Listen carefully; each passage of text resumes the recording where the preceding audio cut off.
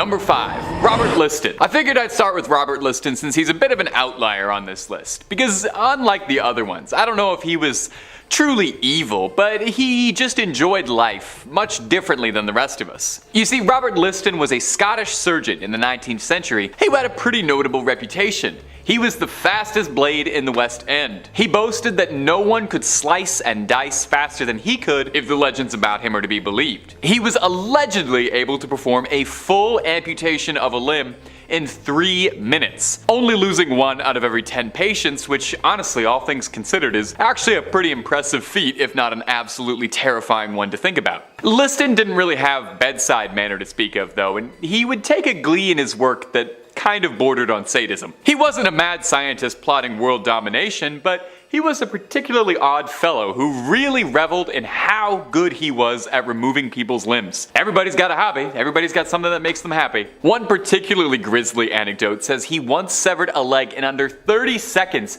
and gleefully laughed to his crowd of spectators, "Time me, boys!" So evil? I don't know, maybe not. Questionable? Absolutely. Would I hang out with this guy?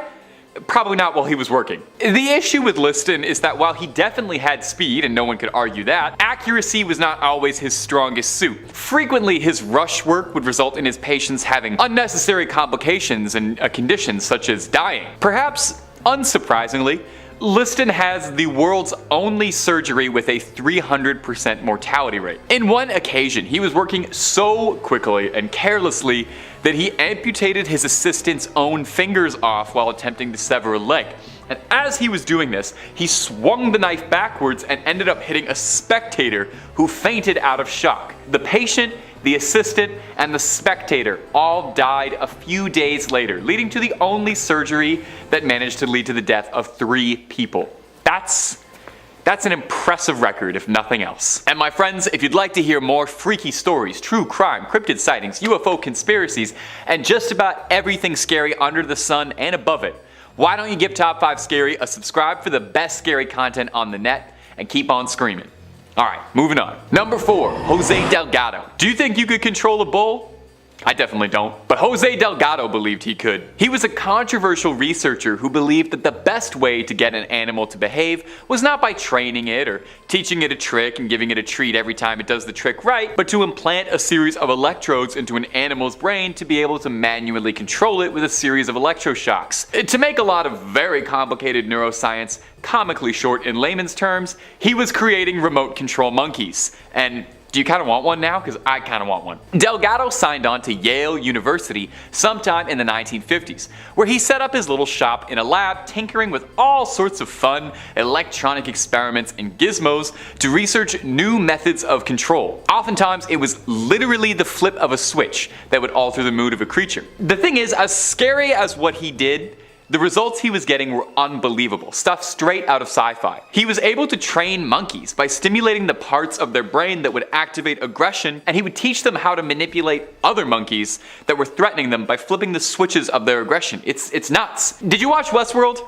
I know you probably watched the first season at least. I've seen the viewership numbers. You know how in that show they could use those little tablets to open up like a cowboy robot's personality and alter all those stats like aggression, romance, bravery, etc, etc. Well, that's kind of what Delgado was doing, only on chimps instead of Evan Rachel Wood. One controversial experiment involved generating a painful sensation in a chimp's brain every time it produced a particular brain signal, which eventually led to the chimp learning not to think like that.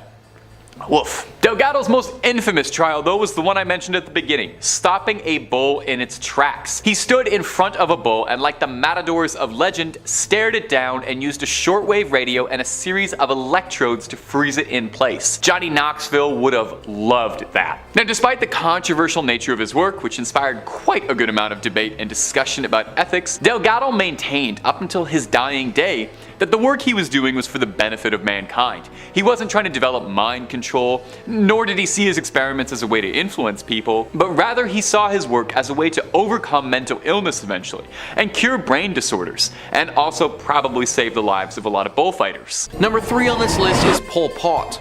Wikipedia writes, Pol Pot was a Cambodian revolutionary and politician who governed Cambodia as Prime Minister of Democratic Kampuchea between 1976 and 1979. Ideologically a Marxist-Leninist and a Khmer nationalist, he was a leading member of Cambodia's communist movement, the Khmer Rouge, from 1963 until 1997, and served as the General Secretary of the Communist Party of Kampuchea from 1963 to 1981. Under his administration, Cambodia was converted into a one-party communist state and went through the events of the Cambodian genocide.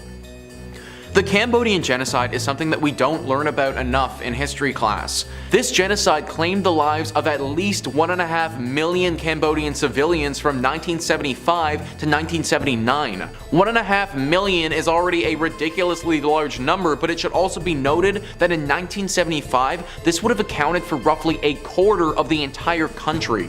Pol Pot and the party that he led during this time wanted to turn Cambodia into an agrarian socialist republic. At the time, Mao Zedong was in charge of China and Pol Pot went to him for advice on how to make this a reality. To do this, he emptied out cities and forced people into labor camps where they were either executed or simply worked to death. Disease and malnutrition was also rampant in these camps and the quality of life was horrible. Money was abolished and everybody was forced to wear the exact same black clothing, stripping people of any sense of their individuality. This truly was a horrible time in Cambodian history and saw so many atrocities committed countrywide. It finally ended when the Vietnamese invaded Cambodia in 1979 and Pol Pot's government fell. He lived for roughly another 20 years though, finally dying in 1998. Number 2 on this list is Joseph Stalin. Eckhard Merota writes, Joseph Stalin was dictator of the Soviet Union from 1922 till his death in 1953. As a young man, he was a robber and an assassin. For almost 30 years, he reigned with terror and violence in the Soviet Union. His decisions led to a famine that killed millions. Forget enemies, he even killed families of people who were fond of him. Under his rule, more than 1.5 million German women were assaulted, and in all, he easily killed over 20 million people. He once said, "One death is a tragedy, a million deaths is simply a statistic." Ironically, he was nominated for a Nobel Peace Prize in 1945 and 1948, and he died of a stroke in 1953. That famine that I just mentioned frankly does not get talked about nearly enough. Wikipedia writes, the Holodomor, also known as the Terror Famine or the Great Famine, was a famine in Soviet Ukraine from 1932 to 1933 that killed millions of Ukrainians. It was a large part of the wider Soviet famine of 1932-1933. The term Holodomor emphasizes the famine's man-made and allegedly intentional aspects such as rejection of outside aid, confiscation of all household foodstuffs, and restriction of population movement. As part of the wider Soviet famine of 1932-1933, which affected the major grain-producing areas of the country, millions of inhabitants of Ukraine, the majority of whom were ethnic Ukrainians, died of starvation in a peacetime catastrophe unprecedented in the history of Ukraine. Since 2006, this has been recognized by Ukrainians and 15 other countries as a genocide of the Ukrainian people carried out by the Soviet government. This was a famine that could have been prevented or dealt with, but just wasn't. It was actually intentional. There are reports of survivors who said that soldiers would come to their homes and specifically destroy any food that they had there for no reason. Stalin truly was void of emotion, and it's sad that a man like this actually existed. Starting off this countdown, we have John Reed. John Reed was one of the 7 witches tried in 1697 Scotland. When he was caught, persecutors found that he had a mark on his loin. John said that the devil had nipped him there and that it indeed was a witch's mark. John also confessed that he was in service with the devil. The devil promised him wealth and abundance, but in return, John belonged to the devil. But John revealed that the devil broke his promise and never did anything he said he was going to do. On top of that, John admitted to attending a number of meetings with other witches. He also admitted that he was responsible for the torment of Christian Shaw. Christian was an 11-year-old who claimed she encountered a pack of witches who then bullied her and stole her milk. He also admitted that they all drowned her in the local well. As a result of his confession, it was very clear that he was a witch and he was locked away in a cell. The next day though, he was found dead. He had hung himself in his cell with his own scarf. It was believed that this was the devil's work. The devil convinced him to take his own life because John exposed him. Within the following weeks, the other witches close to John took their own lives in their cell as well. Again, it's thought that the devil possessed them and killed them off one by one because he was pissed with them. In our fourth spot, we have Janet Howitt. Between 1661 to 1663, 44 people in Beaufort, Scotland were accused of witchcraft. 7 of those accused were executed. The fate of some of the others remain unclear. One of the main women was Helen Guthrie. She was not a nice lady at all. This woman murdered her own stepsister and the stepsister's children. But she was like, wait,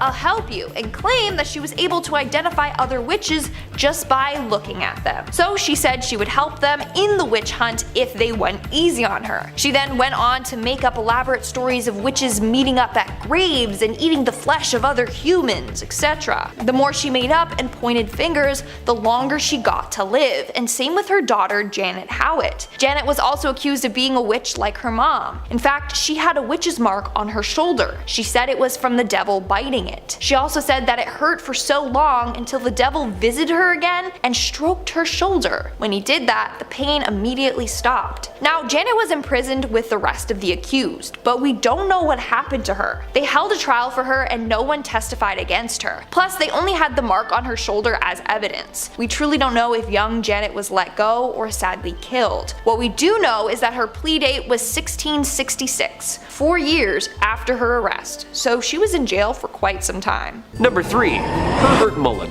1970s again. At the exact same time, in the same area, police had 2 serial killers to keep up with, Herbert Mullen and Edmund Kemper. No relationship to each other or each other's cases. Mullen was a paranoid schizophrenic in and out of mental health facilities in California during his teens. Mullen then kills 14 people during a 4-month period due to, quote, the impending natural disaster that would happen if he didn't. Mullen was convinced that the voice in his head he was hearing was telepathic. Mullen claims the voice of the Father had explained that the Vietnam War acted as a giant sacrifice that saved us from an earthquake and another one was coming soon. Constantly hearing the man's voice named the Father, encouraging him to gain more blood sacrifices, Mullen bludgeoned a man to death with a baseball bat. Mullen claims that the man was actually Jonah from the Bible and was begging him to sacrifice himself to Mullen. He then murdered a woman in the front seat of his car before dismembering her in a nearby park. Yeah, this is real satanic stuff, I told you. His third victim, a priest that he was confessing to in a Catholic church. Mullen says the priest claims to have telepathically begged him to sacrifice his life for the cause. Mullen then killed 5 people in 1 day. He claims that all the victims telepathically begged to be sacrificed as a good deed to the Father.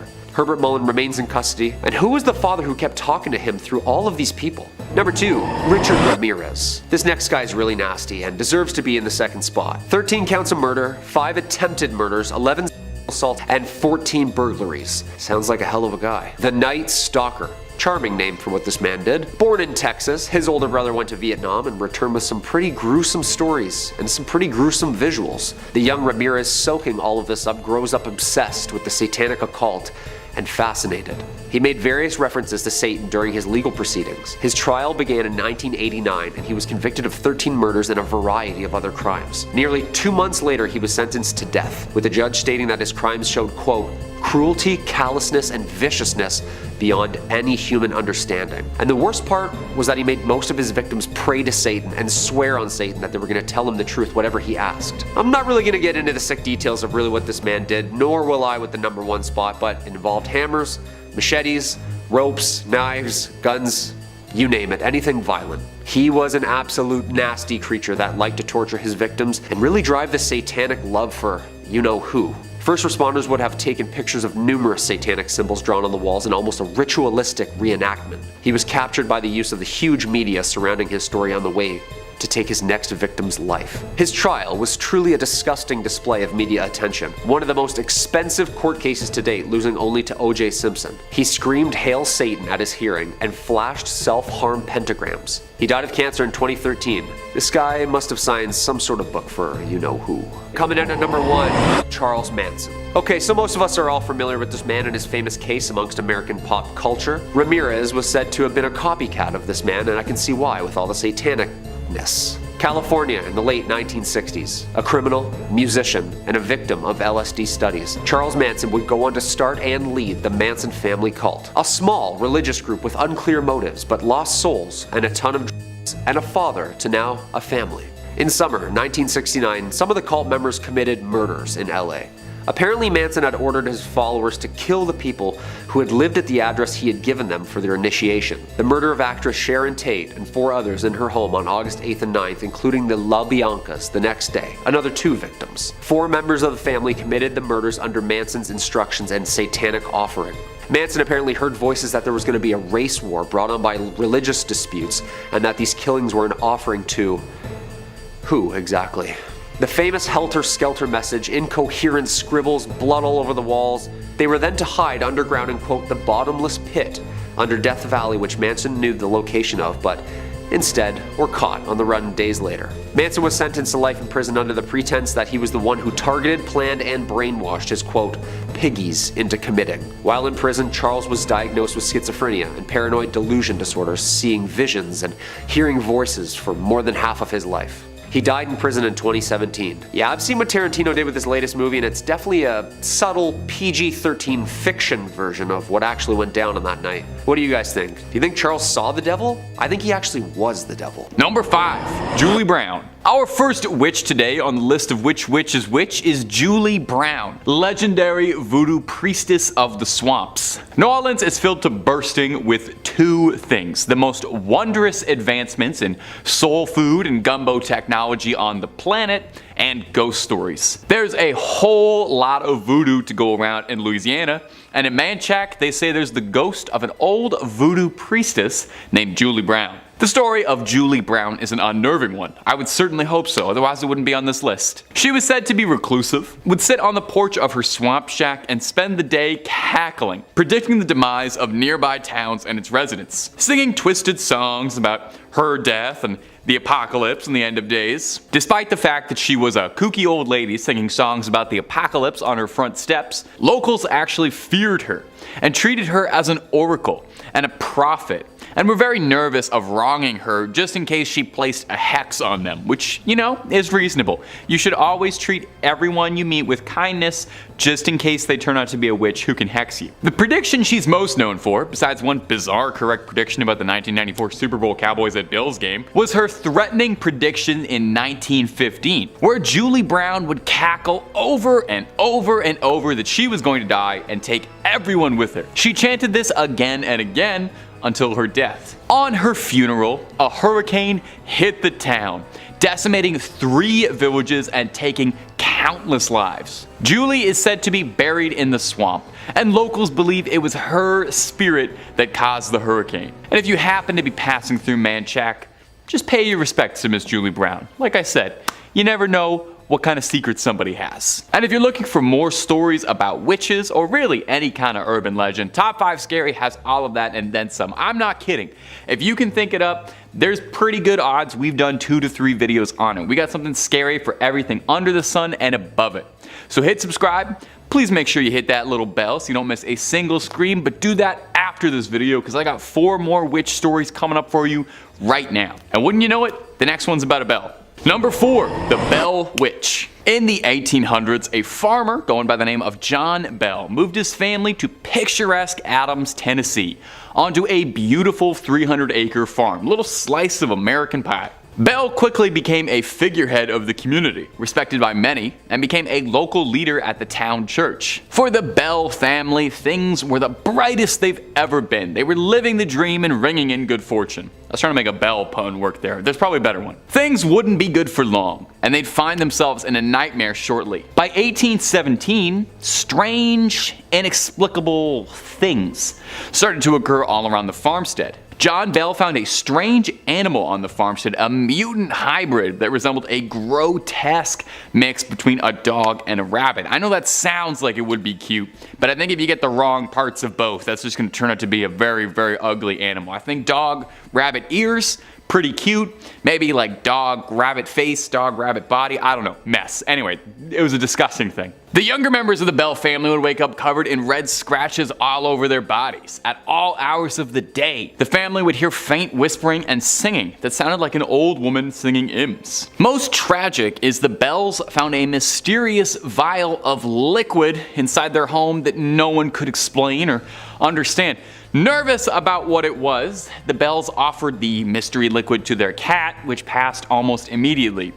Rest in peace, Bell cat, taken too soon, undeservedly. You didn't deserve to be an experiment for them. For 3 long years, the Bell family was tormented by a mysterious entity that would later become known as the Bell Witch, after the mysterious old woman's humming and singing. In 1820, John Bell quickly grew extremely ill, quickly descending in his health, and would pass away later. At his funeral, the mourners complained they could all hear the laughing of an old woman, mocking and singing the fate of the late John Bell. The farm became a haunted attraction, where it still is to this day, and it even caught the attention of President Andrew Jackson, who in 1819, a year before Mr. Bell's passing, visited to see if legends of the witch were real. Allegedly. As soon as his carriage arrived at the property, the horses refused to budge anymore. The animals can always tell. In our third spot, we have the Witches of Huntingdon. The Witches of Huntingdon were several individuals in the UK who were found guilty of witchcraft. First, we have Elizabeth Weed. Apparently one night, 3 spirits came to her and told her to renounce God and make a blood pact with the devil. So she listened, and that's what she did. John Winnick also did the same, but only agreed to if the spirits would help him out financially. Others, including John Clark Jr., were also visited by these spirits and decided to also renounce God and make a deal with the devil. Out of the 9 people accused, 5 were found guilty and hanged. Well, John Clark knew that they were going to search everyone's body for their witch's mark, which they all had. So what did he do? He cut off his 3 days before he was searched. Literally gouged it out of his skin so that the mark was gone. But I'm kind of confused, because wouldn't that create another mark? I don't know, but I think he was let off the hook while he watched his friends be killed. He literally said, and I quote, "It was foolish to let the authorities find their marks. I cut off mine 3 days before I was searched." He then denied ever making a pact with the devil or being a witch, even though he was. Moving on to number 2, we have George Jacobs Sr. George Jacobs Sr. was an English colonist who was accused of witchcraft in 1692 during the Salem witch trials. George was quite the man around town. He had several run-ins with the law. He was known for having a violent temper, and in 1677 hit a man named John Tompkins Jr. 2 witnesses said, and I quote, "One blow, and if the latter had not held him by the arms, he would have struck him some more, he being in such a passion." Now, he was fined for this. Then in 1674 he was sued by his neighbor after he chased some of his horses into the river where they drowned. He argued that the horses were trespassing on his property, whereas others thought he just liked wreaking havoc on town. Fast forward several years later, George Jacobs Sr. and his son, George Jacobs Jr., and his daughter-in-law and granddaughter were all accused of witchcraft. Everyone got off except for Jacobs Sr., and that's because he had a witch's mark. His body was searched and they found what was described as 3 teats on Jacobs. It was thought that if a person had an extra nipple, that this was a sign that they were a witch. Why? Well, it was believed that the extra nipple or teat was from when the devil or some demons sucked the witch's blood as a form of nourishment. It was said that Jacob Sr. had 3 of them. 1 in his mouth, 1 on his right shoulder blade, and 1 on his hip. Now, they weren't actually nipples though, it was just a 1/4 inch long fleshy thing protruding from his skin with a sharp point. They proceeded to stick pins in each of them to see what would happen. This was called the witch pricker. Apparently, if you are pricked and you don't have a reaction to getting pricked and you don't bleed, then you are a witch. Well, when they pricked each teat, Jacobs never reacted to it and he didn't even bleed. So he was found guilty on August 5th, 1692 and was sentenced to be hanged along with the other witches. And And in our number 1 spot we have Elspeth Rioch. Elspeth Rioch was an alleged witch in Scotland during the early 1600s. When she was 12 years old, she claimed that she was approached by 2 men. One was dressed in all black, the other in green tartan. The man in green told her that if she followed his instructions, that she would be able to obtain magical powers. He told her to boil an egg and use the condensation from cooking the egg and take it and rub it on her eyes with unwashed hands. Sounds like an eye infection to me. He said that this would give her the powers to see and know everything that she wanted. So she followed his instructions and bam, it actually worked. So now I kind of want to go home and try it. I don't know, maybe it will work. And she actually developed clairvoyant skills. When Elspeth was older, she was visited again by the men. This time it was only the man in black. He showed up in her room one night. He told her that he was neither dead nor alive, but trapped between heaven and earth. He also told her that to maintain her magic skills, she needed to act dumb. That way, no one would suspect a thing. They'd be like, she's not a witch, no, she's way too dumb to be one. Well, eventually she was caught. In fact, she got in way more trouble because of her acting dumb. They were all like, she's fully a witch, she tried to trick us, let's kill her. At her trial in March of 1616, she confessed to using her clairvoyant powers to spy on people, and she would also use magical spells to cure illnesses. Furthermore, when they inspected her body, they found a witch's mark. She had what appeared to be a scar in the shape of bite marks on her shoulder. Later she confessed that she was bit by the devil and that was the mark that he left. She was charged with witchcraft and deceiving locals by pretending she was mute. In the end, she was executed by strangulation before having her body burned. Number 5. Jose Delgado, the Mad Mind Controller. One of the more common mad scientist tropes is the desire to develop devices or formulas that will allow the scientist to control people's minds. The idea of so completely and irreversibly being under someone's control sounds so outlandish that many would be forgiven for writing such stories off as pure science fiction. However, not only have scientists made several attempts at this over the years, one made a frightening amount of progress. Enter Dr. Jose Manuel Rodriguez Delgado, who was one such scientist. Delgado spent years constructing a device that he called the Stimuceiver, which was designed to allow him to control the minds of both animals and men. While doing research at Yale University, Delgado inserted electrode implants into the skulls and brains of several primates. He then used a remote-controlled device which paired with the implants and stimulated them with electricity, allowing him to force the primates to perform complicated movements. He also performed this experiment on a bull, who he got into the ring with. When the bull charged him, he used the device to cause the bull to stop at his will. Delgado hooked up 25 people to his device, and though he couldn't make them move how he wanted to, he was able to control the people's aggression levels. This was not enough for Delgado, as he wanted to achieve total control, once being quoted as saying, "Man does not have the right to develop his own mind. This kind of liberal orientation has great appeal. We must electrically control the brain. Someday, armies and generals will be controlled by electric stimulations to the brain. I don't know about you, but wishing to create an army of mind-controlled soldiers is taking it too far." Number 4.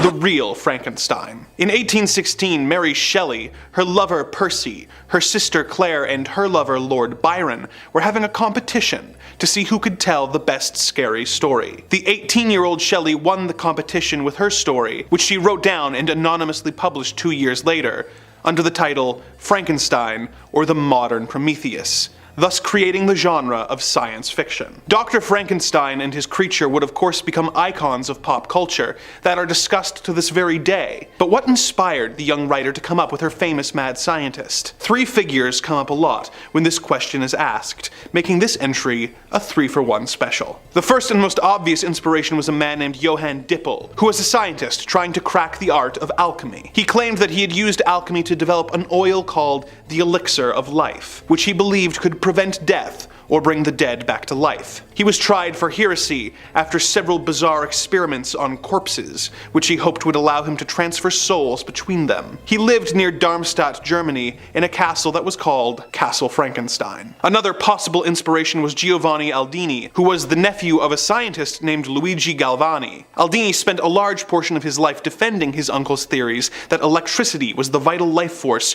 both science and alchemy were searching for. He did this by traveling across Europe and providing demonstrations as he hooked up the dead bodies of animals and the severed body parts of recently executed criminals to batteries and made them move. The convulsions caused by that much electricity traveling through a dead body gave the appearance of reanimation, and he shocked and delighted audiences. The next was a Scottish scientist named Andrew Urey, whose work drew international headlines around the time that Frankenstein was written. He believed that if the phrenic nerve were stimulated by electricity, he could bring the dead back to life, and he resolved to try this on the body of a convicted and executed murderer named Matthew Clydesdale. As he wrote of the experiment, when the supraorbital nerve was excited, every muscle in his countenance was simultaneously thrown into fearful action. Rage, horror, despair, anguish, and ghastly smiles united their hideous expressions in the murderer's face, surpassing far the wildest representations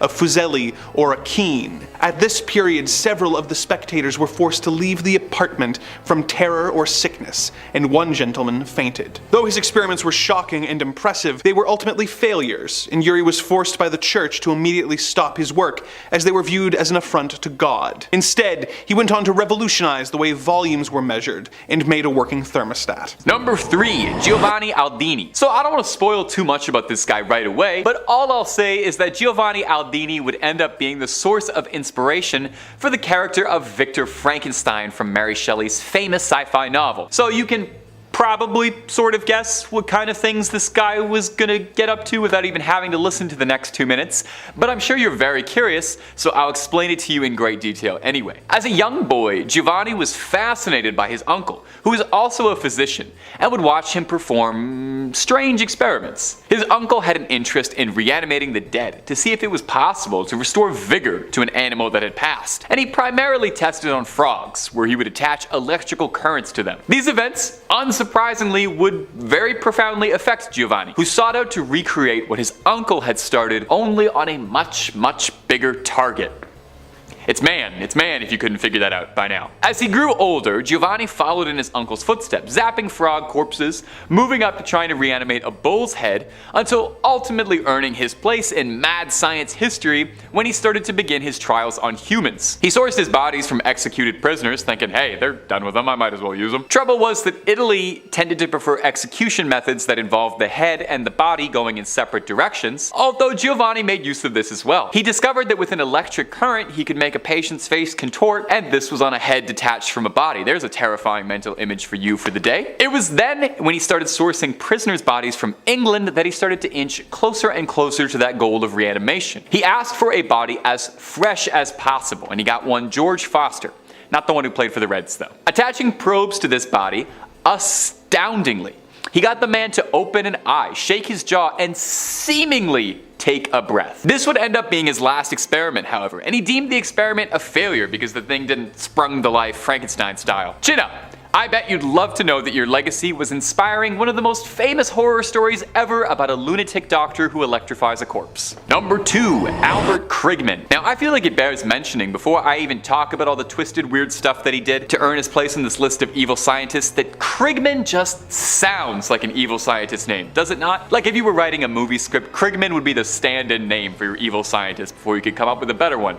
Anyway, I digress. Dr. Albert Krigman was a dermatologist who was commissioned by Dow Jones and the US Army to research the effects of chemical compounds on human skin. Oh, yep, this is not going anywhere good. It goes without saying, but like he wasn't checking for Head & Shoulders 3-in-1 conditioner. Krigman was offered a modest lump sum of 10 grand in grant money to research, and he set up shop right away in Holmesburg Prison in Philadelphia, where he got a near endless supply of test subjects, or victims, to experiment on with very little regard for their safety or hygiene. It was documented that the experiments at Holmesburg Prison included hair transplants, implementation of foreign bodies, burns and radiation of the skin, exposure to dioxin, application and ingestion of toxic and near lethal doses of acne medicine, and the yanking of fingernails. Ugh. I completely understand if you need a moment to just kind of catch yourself. And editors, I'm so sorry for the pictures you guys are looking at for this video. You guys work hard. Alright, let's get back to talking about stomach-churning evil done in the name of science. One of the main compounds Krigman researched that I listed off in that little list before was dioxin, the main ingredient of Agent Orange, the infamously evil chemical weapon the USA used during the Vietnam War. Inmates would be scarred, left sick with permanently disfiguring skin conditions leading to very painful side effects. Oftentimes too, many subjects were exposed to all sorts of contaminants and other infections from other conditions he was doing, other experiments he was doing. He did not keep a clean workspace. Krigman destroyed many of the notes from his research, but through testaments from his victims, we know the truth of what he got up to. While there were attempts to get justice after the fact for what the inmates experienced, Krigman himself lived to the age of 93 and never faced any sort of consequences whatsoever for his actions. In fact, the worst part is Krigman loved what he did. Take a listen to this spine-chilling real quote from a real scientist who was really hired by the US Army. "All I saw before me were acres of skin. It was like a farmer seeing a fertile field for the first time." That sounds like it's from one of the Saw movies. Are you kidding me? Okay, moving on. Somehow there's a guy who tops this. And finally, number 1, Sidney Gottlieb. Unlike the other scientists on this list, where I would offer a little bit of leeway onto whether or not you could truly consider them to be vile and evil outright, or just, a bit morally flexible in the name of progress, I actually feel very decent taking a stance and saying Sidney Gottlieb was pure evil. Gottlieb was an American chemist and spy master who helmed the CIA's infamous MK Ultra program. Surely, if you've watched even 2 videos featuring me, you have heard me yell like a lunatic about the MK Ultra program. The CIA's very real, very well documented, very traceable mind control program that they were very really researching in the 60s and 70s. And this lovely son of a gun was behind most of it. Gottlieb is about as close to the pop culture definition of an evil scientist as you can get. He believed that there was a way to influence the human mind to ensure global domination for the United States. At the height of the Cold War, the CIA believed that China and Russia had advancements in mind control technology and they needed to catch up. Gottlieb was commissioned to run a series of experiments. Initially, the goal was to develop a truth serum. Gottlieb would experiment with just about every single illegal, illicit substance you could on humans, most of the time without them knowing what he was doing. He tested on volunteers, prisoners, homeless, but most often people had no idea the nature of his experiments, and he tended to pick people who had nothing left and had a lot to gain. After months and months of this left him unsatisfied, he was granted extra powers and resources for his experiments, gaining the full funding of the US Army. The goal of MK Ultra was to develop techniques that would crush the human psyche to the point that it would admit anything. Wow. This included torment like electroshock, sensory and sleep deprivation, all kinds of illicit substances, physical and mental damage, and so much more we can't even talk about. Eventually, the program was officially disbanded, citing that it was difficult to control the human psyche in this way. Gottlieb would stick around, however, since he had a real taste for doing evil science, and would helm the CIA's Poison Research Division, looking into just about every way you could conceivably poison a human being, including one infamous poisoned cigar for one Fidel Castro. Gottlieb retired in relative obscurity, never seeing any justice for his work, and lived out his days quietly in Virginia, largely forgotten by history. Well, not by me. Sorry, if you're the real life inspiration for Papa on Stranger Things, you're gonna be the number 1 evil scientist on this list. Number 5 on this list is Mao Zedong. Mao Zedong wanted China to become a superpower, but how he went about it wasn't the best. Loss of life to Mao Zedong really wasn't of much importance to him as long as the end goal was achieved. The BBC writes, Mao and other communist leaders set out to reshape Chinese society. Industry came under state ownership and China's farmers began to be organized into collectives. All opposition was ruthlessly suppressed. The Chinese initially received significant help from the Soviet Union, but relations soon began to cool. In 1958, in an attempt to introduce a more Chinese form of communism, Mao launched the Great Leap Forward. This aimed at mass mobilization of labor to improve agricultural and industrial production. The result instead was a massive decline in agricultural output, which together with poor harvests led to famine and the death of millions. The policy was abandoned and Mao's position weakened. In an attempt to reassert his authority, Mao launched the Cultural Revolution in 1966, aiming to purge the country of impure elements and revive the revolutionary spirit. 1.5 million people died and much of the country's cultural heritage was destroyed. In September 1967, with many cities on the verge of anarchy, Mao sent in the army to restore order. It was in this great leap forward that Mao's rule cost the lives of millions. He wanted to change China into an industrialized nation and implemented tons of unproven agricultural methods. This dropped the food output significantly and led to the Great Chinese Famine. This famine is largely regarded as the deadliest man-made disaster in human history, so yeah, it was pretty bad. Unlike others on this list, Mao for the most part wasn't infatuated with the deaths of citizens. It was just a byproduct of his incompetency and horrible rule. Granted, we can't let him off too easily because he also didn't care that much to change his way of thinking. During his reign of power, it's estimated that 40 to 70 million Chinese civilians died through forced labor, executions, or famine. Number 4 on this list is Nero. We're throwing it way back with this one and going to the year 37 AD. That's when Nero was born and he lived until 68 AD. Only just over 30 years of life, but he did enough during that time to earn himself a spot on this list. Wikipedia writes, most Roman sources offer overwhelmingly negative assessments of his personality and reign. The historian Tacitus claims the Roman people thought him compulsive and corrupt. Suetonius tells that many Romans believed that the Great Fire of Rome was instigated by Nero to clear land for his planned Golden House. Tacitus claims that Nero seized Christians as scapegoats for the fire and had them burned alive, seemingly motivated not by public justice but by personal cruelty. This personal cruelty of his is widely documented and nobody was safe from it. One would think that your own mother would be on the do not kill list, but apparently not for Nero. To rid himself of any potential outside influences, he had his own mother murdered. He's said to have stabbed, burned, boiled, impaled people for his own personal pleasure. Couple this with the fact that he's said to have burned down entire cities while people are still inside of them, and you get a horrible tyrannical dictator who, I'm sad to report, actually did exist. Number 3, the Black Hag. Our next witch probably has the most impressive title out of any of them, the Black Hag. That is such a cool name for a witch to have. She resides in a church called, oh god. Let me try this. The Monastery oh. What, you want to throw that on screen for me?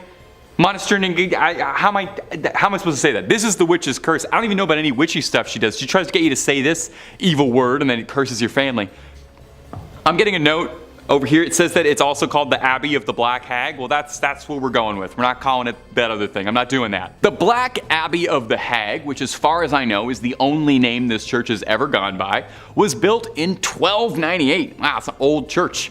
And was one of the few well-known medieval convents in old Ireland. The remains of the abbey still stand today in a secluded valley, making an already mysterious and supernatural place just that much more atmospheric. The place is called the Abbey of the Black Hag, for God's sakes. You don't name a place that unless it's pretty haunted. Sounds like it's straight out of Dishonored. And while I've got you here, Dishonored 3, when? When's that happening? Now, it's believed that the last abbess, which is a horrible word, in charge of the abbey practiced witchcraft, and in the scary way. She brought death, misfortune to the surrounding areas. Pope Martin V condemned the abbey. He was not down for witches at all. Catholic Church don't play with witches. The accused witch left to live out in the damp, deserted abbey by herself, which she probably loved because that sounds scary. Over time, her skin blackened, her hair furrowed, and her soul twisted, leading to the place being named the Abbey of the Black Hag. And if you can believe this, there's actually more to this story. The Count and Countess of Desmond once called the abbey home when attempting to flee their attackers, where the Countess was fatally struck by an arrow and buried by her husband, but it would not be the end of the Countess. Sightings of a ghostly figure around the ruins of the abbey were common, eventually leading to someone digging up worn-out finger bones. And it's said now that a woman's panicked shrieking can be heard in the early hours around the abbey. Number 2, the Blair Witch. Perhaps one of the most pervasive witches in pop culture after the Wicked Witch of the West, the Scourge of Maryland, the Blair Witch. Perhaps you saw the very successful 1999 documentary regarding her legend, or maybe you saw one of the two middling sequels. According to legends, she haunts the Black Hills Forest near the town of Burkittsville, Maryland. The local folklore states that in the 18th century, a woman named Ellie Kedward was accused of practicing witchcraft. She was chased and exiled out of the township of Blair and condemned to live in the woods, hence the Blair Witch. It's believed that she died out in the surrounding forests in the harsh winter of 1785, but it's also said that she placed a curse on the town moments before her death, vowing to seek revenge on the townspeople and their descendants for generations. And not to split hairs here, but that does actually kind of sound like she was a witch. I'm not saying it was justified in exiling a woman out of her town, just that placing a hex on a town definitely sounds like witchcraft, and I can understand where they were coming from. I'm just trying to understand the scenario, okay? I'm divorced from it. I'm not part of it. I'm just trying to understand it. From here, the legends of Kedward grew into the larger-than-life figure, the Blair Witch. Various disturbing events were attributed to the Blair Witch. Mysterious disappearances, people being lured away into the woods, supernatural phenomena, camera crews disappearing in forests, reports of finding strange hex bags in the surrounding woods filled with strange runes and symbols and remnants of people, hair, teeth, for her to perform wicked rituals. Now, it goes without saying, unless you firmly believed the marketing campaign of the 1999 film, the Blair Witch Project is obviously a movie. While they say it's based on the real story of Ellie Kedward, there is no record of a Blair Township ever having existed. Almost certainly, the Blair Witch's story is inspired in large swaths by the Bell Witch, who we talked about earlier. Although in a kind of unique case, back in the day when the Blair Witch did come out, its marketing was so effective, and in this sort of like pre-early internet area, there were several people who did think it was real. It was a cast of completely unknown actors by a team no one had ever heard of. And on some level, I don't know, maybe to get esoteric with it, what makes an urban legend real? Just us believing in it, right? Do you believe the other 4 stories I've told you more? They're no less fictional. My only source was the internet for all of those. So, I'm just saying, open mind. Number 1, La Bruja de Caxiche. And our final witch for today is going to be La Bruja de Caxiche, a well-known urban legend from Peru, specifically from the coastal town of Caxiche near the city of Ica. The legend revolves around a reputed witch who lived during the colonial era. According to legend, La Bruja de Caxiche was an enigmatic woman with exceptional powers and knowledge of witchcraft. She was believed to possess both healing abilities and the abilities to cast curses. She multi-specced. It was said that she used various herbs, potions, and rituals to perform her magic. Now, one of the most interesting aspects of this legend is this belief that La Bruja de Caxiche had a physical deformity, specifically a hunchback. And if there's one thing we love in an urban legend, it's a bit of a physical deformity. It makes it that much more believable and scary.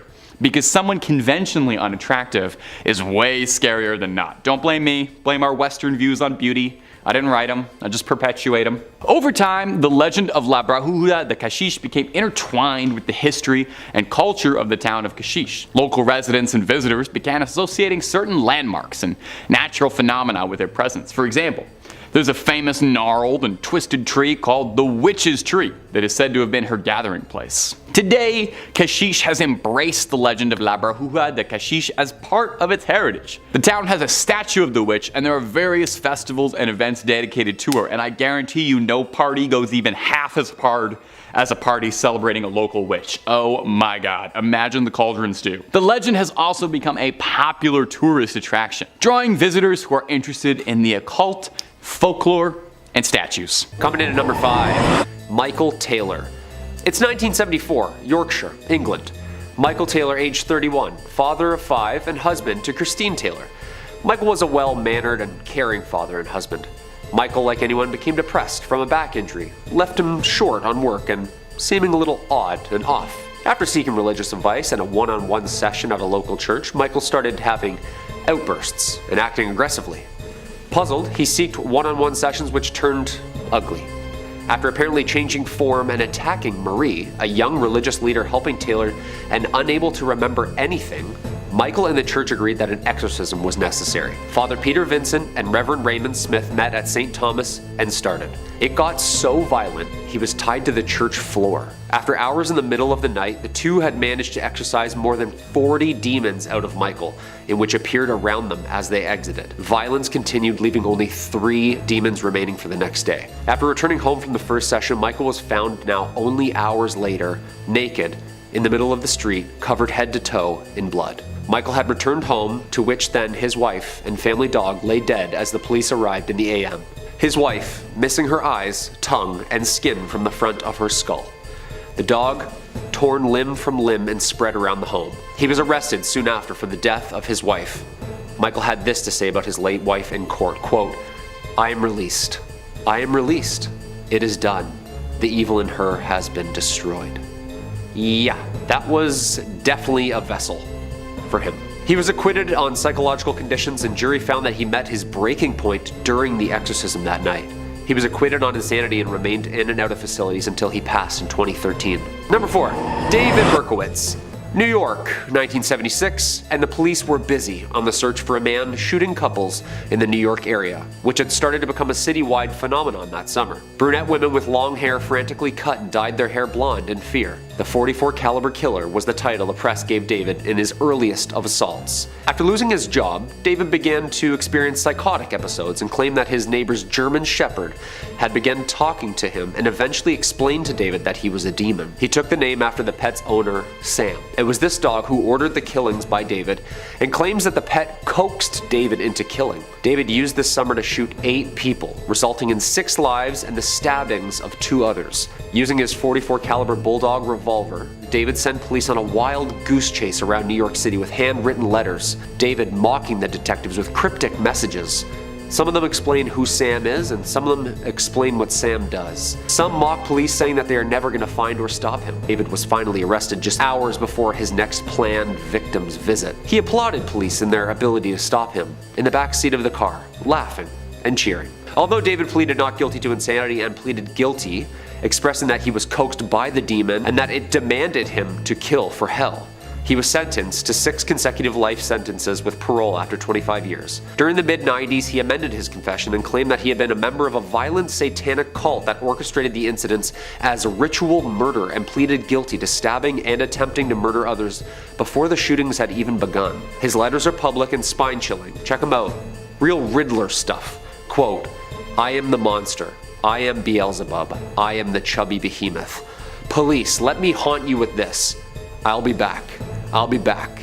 Yours in murder, Mr. Monster."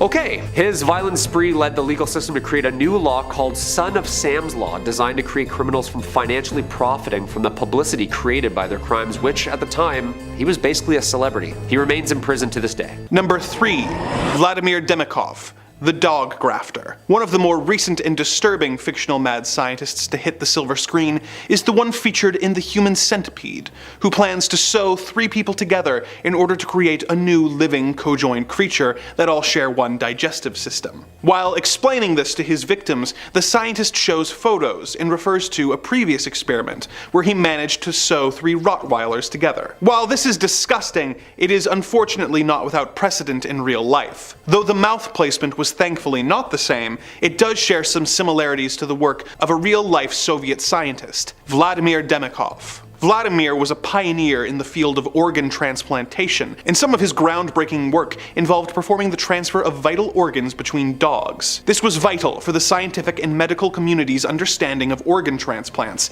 and has resulted in millions of lives being saved. But the work he moved on to in the 50s is when he took the whole thing too far. He decided that he wanted to take the entire thing further by creating a 2-headed dog. He and his assistants attempted the experiment at least 24 times, with the 24th being the one that was most widely publicized, and the closest that anyone could really call a success. The operation took 3.5 hours, and by its conclusion, both of the dogs were still able to see, smell, and swallow. Although Shavka had no digestive system, and whatever she ate or drank simply exited her body via a tube that Vladimir had implanted. While one of his previous attempts had apparently survived a whole month, these 2 dogs mercifully lasted a much shorter amount of time, passing away 4 days after the surgery due to a nicked vein. Photos of the surgically connected dogs were published in Life magazine, and they are truly ghastly to behold. While this is bizarre, it was also needlessly cruel, as it had little to no scientific benefit, and the scientist had no end goal in mind when he did it,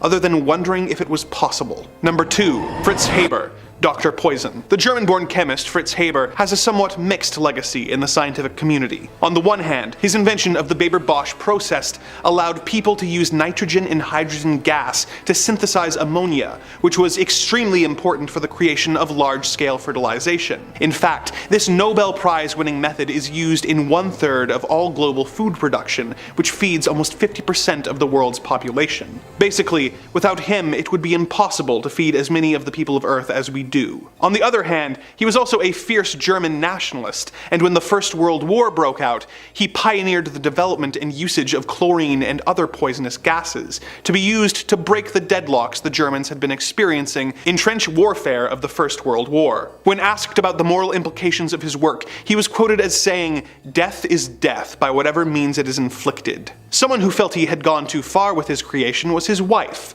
who after the first use of weaponized chlorine gas in 1915 walked into their garden with his old service pistol and ended her own life in protest. As a Jewish man, Haber was forced to resign his post when the Third Reich came to power in 1933, but his work on poison gases was still used by the Germans in the death camps in order to exterminate their prisoners. Fritz Haber changed the world with his first discovery, allowing us to feed millions of people who might otherwise have starved. But due to the prolific work on poison gases, he is more commonly remembered as the father of chemical warfare. Number 1. Shiro Ishii, the Professor of Pain. In World War II, Shiro Ishii was a member of Imperial Japan's medical corps who became inspired to pursue truly horrendous methods of germ warfare. Due to his status as an esteemed scientist and general, he was placed in charge of the Japanese government's bio and chemical warfare unit, known as Unit 71, despite the fact that the Geneva Convention had banned such means in 1925. Ishii insisted that the only way that Unit 71 could make meaningful scientific progress was to use civilians as test subjects. Men and women and children were subjected to Ishii's brutal experiments, which were written off as necessary acts in order to bolster the Japanese army and discover potential weaknesses in their enemies by discovering just how much the human body could handle before collapsing. While some prisoners were purposely infected with diseases before having their organs removed so Ishii could study the effects of the illness on the organs without having to factor in decomposition, others were intentionally given gangrene or frostbite, and some were vivisected while still alive, while others had limbs amputated and then reattached to the opposite sides. While he was far from the only person conducting cruel and unusual experiments on prisoners during the Second World War, the case could be made that he was the most insane of them. There is little doubt that he went leagues too far, with his methods not even coming close to being justified by their ends.